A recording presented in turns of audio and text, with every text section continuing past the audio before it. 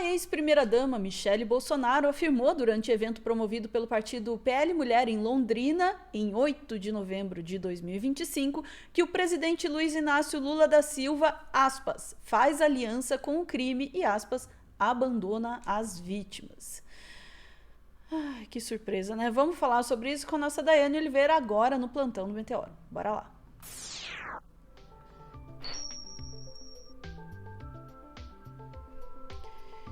Dai, não me diga que a Michele falou uma apelação dessa, né? Que surpresa, que choque, tô assim, passada. Então, né, estamos passadas. E ela, assim, além de defender esse discurso absurdo, ela ainda resolveu falar sobre como o Lula é uma pessoa que não está ao lado das vítimas e jogou uma fake news aí no ar. Ela ainda se prestou a esse papel. Ela fez questão de fazer uma relação de que o Lula não está ao lado das pessoas que foram, isso aí, logicamente, se referindo ao Rio de Janeiro, a chacina do Rio de Janeiro. Para essa galera, de fato, você só eles proíbem o aborto legal ainda nos casos de violência sexual. Eles dizem que é pró-vida, eles dizem que é pró-família, mas eles não estão nem aí para as famílias dos mortos em operações policiais, para as famílias das vítimas consecutivas aí, das vítimas que são chamadas de do efeito colateral, né, dessa violência que morre de um lado e do outro, e aí esse efeito colateral também são aquelas pessoas que não têm absolutamente nada a ver com segurança pública, como uma mulher que está na academia e é atingida por uma bala perdida, mas essa galera se acha no direito de falar esse tipo de absurdo, sendo que eles falam que são a favor da família. Que família é essa? A gente duvida muito, talvez da própria família, né? Ou nem isso, porque a Michele, a gente precisa lembrar que escondeu a Lelê durante um tempo, renega aí a conexão com o tio, com a mãe, todo mundo que tem algum tipo de problema que possa incriminar a sua relação familiar, que possa inundar, né, o de chorume a sua relação ali, ela tenta se afastar, então é estranho que família é essa que a Michele fala. Mas ela vai criticar o Lula. Eu vou te pedir, Ana, por gentileza, para trazer tu corte essa fala da Michele criticando o Lula e trazendo fake news, por favor. Sim, Marina comentou aqui no chat, mais Michele de roupinha cor-de-rosa? Sim. Infelizmente. Inclusive, PL Mulher, vamos trocar aí essa roupinha, né, PL Mulher? Ninguém aguenta mais essa polo cor-de-rosa. Mas é que mulheres vestem rosa e homens vestem... Faz. Qual que é a prioridade de Jair Messias Bolsonaro e qual que é a prioridade do atual governo? Em 4 dias apenas, eles gastaram meio bilhão para limpar a mancha por conta da segurança pública, pela fala do excelentíssimo senhor presidente. Ana, vou te pedir para segurar um pouquinho, por favor. O governo gastou meio bilhão para limpar a mancha da segurança pública. Fonte dos dados. Instituto Tirei.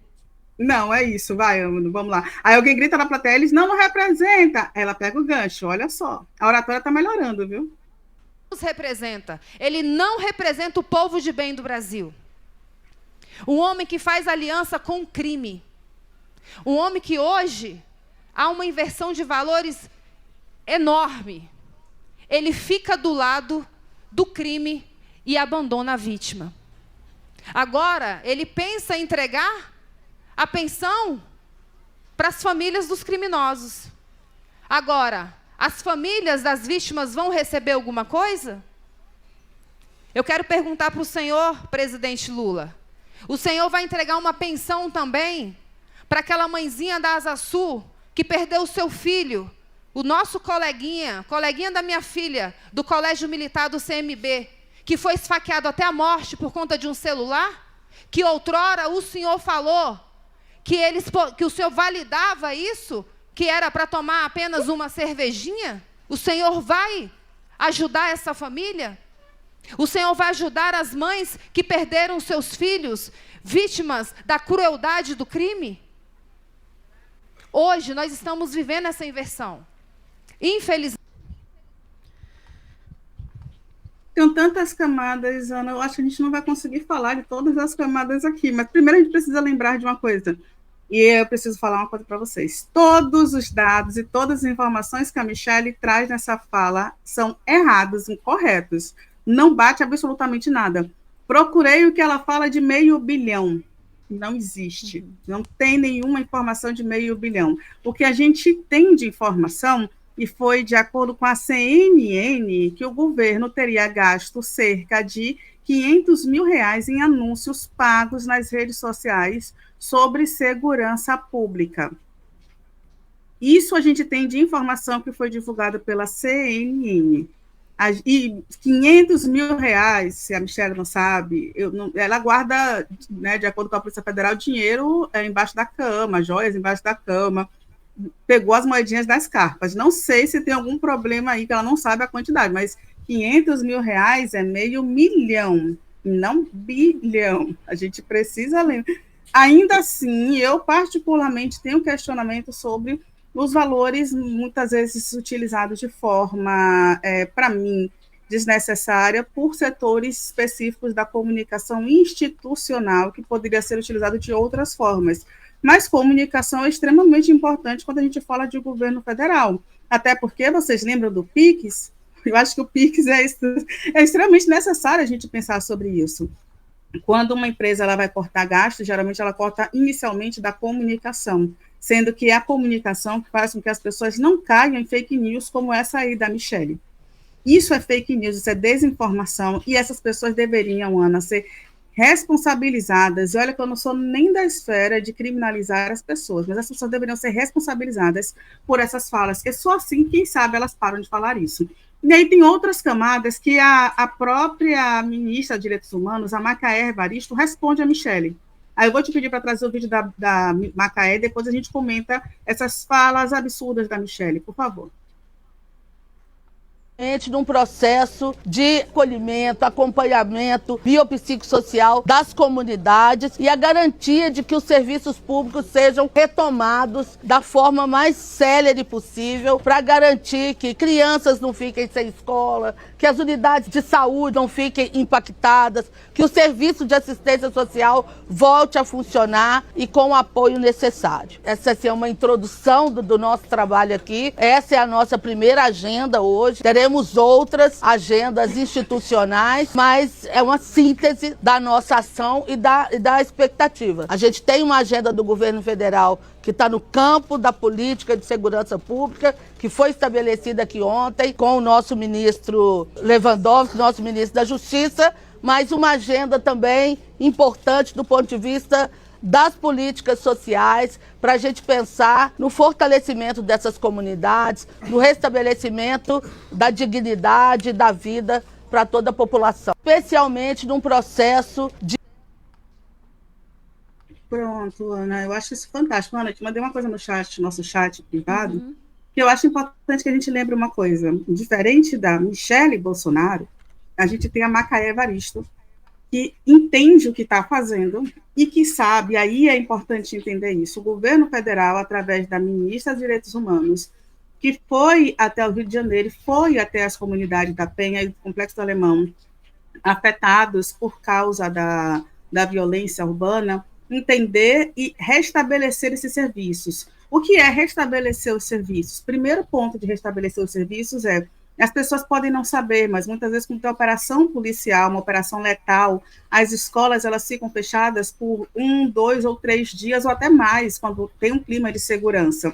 E lógico, você não tem como exigir que um professor, que o zelador, que a merendeira acessem a favela, a comunidade, que muitas vezes não é a sua comunidade, para trabalhar num clima de insegurança. O transporte público também para de rodar, os postos de saúde ficam fechados. Então, tem toda uma dinâmica que é modificada a partir dessas operações policiais. E aí, Ana, eu vou te pedir para trazer a matéria da Agência Brasil, porque o Instituto Fogo Cruzado faz um trabalho fabuloso no Brasil inteiro, e eles mapearam, o levantamento do Instituto traz que na Grande Rio tem tiroteios próximos a 59 escolas na primeira semana das aulas. Isso foi de 2023, tem outros dados mais recentes, inclusive tem um dado excelente aqui de Salvador, que fala sobre isso, a paralisação das aulas, quando tem operações policiais, e como, inclusive, com dados de letalidade de crianças, adolescentes vindo da escola, e, geralmente, quais são essas regiões? E aí a gente precisa entender, são regiões nas comunidades, aqui mesmo a matéria traz que na cidade, no dia 14, houve um novo episódio no bairro que fez 5 instituições de ensino suspender as atividades, que foi na Vila Kennedy, na Cidade de Deus, também na Zona Oeste, alunos de diversas unidades escolares ficaram sem aulas no dia 10 de fevereiro. E assim vai.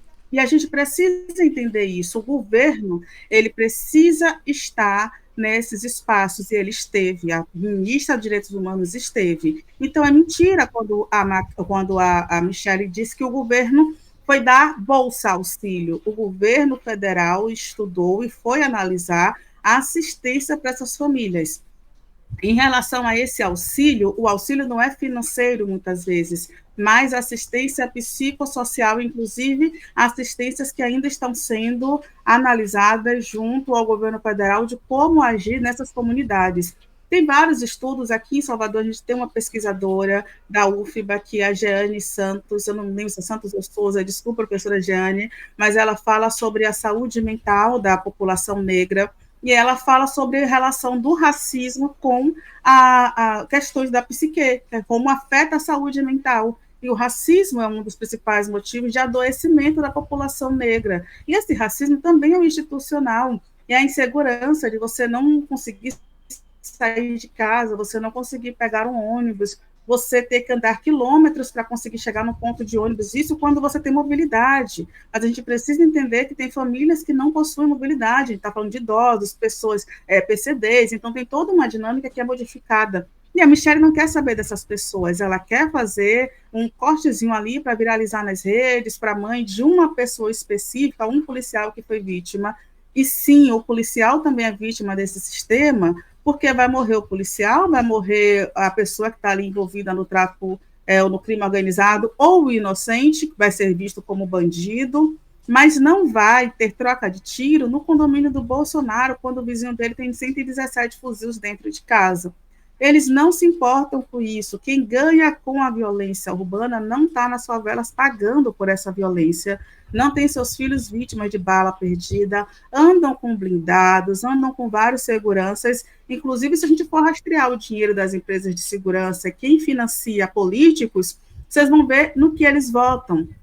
Eles votam no aumento de pena, eles votam na não ressociabilização, eles não votam, por exemplo, na aumento de escolas integrais que não sejam militarizadas, que tenham alimentação integral, que a gente tenha moradia para toda a população, inclusive, porque favela não é o ideal de vida para ninguém. As pessoas vivem em favela, existe uma dinâmica de ressignificar o que é a favela, mas isso é falta de condição de viver em outros espaços, porque a favela ela sequer deveria existir, porque a gente está falando de favela no sentido de ter um único lugar que as pessoas conseguiram morar, mas muitas vezes sem saneamento básico, muitas vezes sem qualidade de vida, como a gente está falando, sem conseguir acessar a sua casa com uma geladeira, porque a casa é muito estreita, porque a rua é muito estreita, porque não passa. Ana, eu nunca consegui pensar nessa dinâmica. Olha, eu moro numa casa que eu não consigo comprar uma geladeira, porque não vai passar no bairro. Quem mora em favela precisa ter essa dinâmica. A Michelle, certamente, mesmo morando em Ceilândia, Brasília é mais plana, ela certamente não pensou nisso, então ela não sabe qual é a realidade de morar em cidades com a topografia, como Rio de Janeiro, como Salvador. E a gente precisa que esse pessoal pare de falar nesses assuntos ou se qualifique, mas não é o caso da Michelle, porque ela vai ganhar voto em cima disso, em cima do sangue das pessoas pretas, das pessoas que estão mortas, e ainda tentar se fazer de boa samaritana. Olha, o Lula não olha para vocês, quem olhamos somos nós. Isso é um absurdo, Ana, é um absurdo. Nessa história toda, daí a gente tem visto crescer essa abordagem que demarca, acima de tudo, que a violência é um negócio. A violência é um negócio. Tem muita gente que ganha dinheiro com violência e, como você bem pôs, essas pessoas não estão nas favelas. Quem ganha com violência está na política e está na Faria Lima, está nesses espaços onde não chega a violência em si. E, além disso, porque a violência é um negócio, ou seja, interessa economicamente a manutenção de um estado de violência, interessa economicamente a manutenção do crime, também interessa politicamente a criação desse tipo de discurso, que é um discurso primeiro de pânico, né? Um tipo de pânico moral, é um discurso de manipulação emotiva das pessoas, que tira delas a perspectiva sequer de compreender o que é necessário para de fato lidar com a violência, porque apresenta para elas uma solução simplista, né, propostas simplistas que se vendem como propostas de solução para o problema da violência e da criminalidade, mas que no fundo são só estratégias de novo, manutenção da violência e da criminalidade, porque é interessante. Quando a gente fala, isso é uma coisa que talvez dê para, né, para pegar por esse ponto, né? Quando a gente diz o Estado abandonou esses territórios, e é por isso que não existe vácuo de poder, a criminalidade ocupa o território, a gente também tem que entender que há um interesse no abandono desses territórios, há um interesse no extermínio de determinadas populações, porque mantém-se... mas espera aí, eles querem matar parte da população? Não, porque matar uma parte da população, não toda, mantém as pessoas num estado de medo, de dominação, todas, tanto as que estão no território quanto as que estão fora dele. Mantém as pessoas num estado de medo e de dominação, mantém as pessoas num estado de manipulação, e muita gente ganha dinheiro e poder, porque no fim são a mesma coisa, em cima disso. Esse discurso da Michelle é de uma manipulação rasa, eu sei, já passamos do tempo, mas me emputeceu, desculpa. É de uma manipulação rasa, simplista, e que só serve para manter o seu público refém de uma completa falta de pensamento crítico, que, de novo, é útil para manutenção de dinheiro e de poder, tanto dos políticos quanto de quem ganha dinheiro com a violência, quando eles não são a mesma pessoa, né? Ficamos por aqui, Dai? Ficamos, Ana. Bora lá, eu gostaria de falar muito mais sobre isso, mas infelizmente não temos tempo hoje. Ficamos por aqui, voltamos em instantes para mais assuntos do dia. Bora, beijos.